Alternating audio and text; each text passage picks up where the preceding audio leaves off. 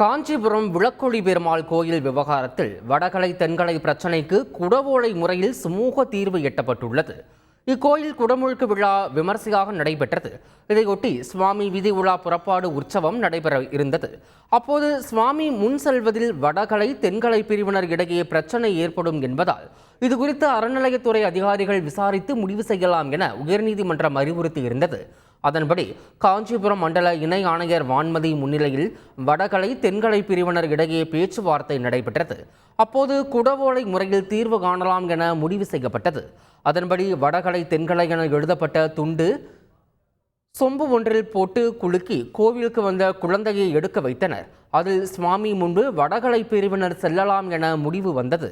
இதனை இருதரப்பினரும் ஏற்றுக்கொண்டு அறநிலையத்துறை அதிகாரிகள் போலீசார் முன்னிலையில் கையெழுத்திட்டனர். செய்திகளை உடனுக்குடன் தெரிந்து கொள்ள உடனே சப்ஸ்கிரைப் பண்ணுங்க.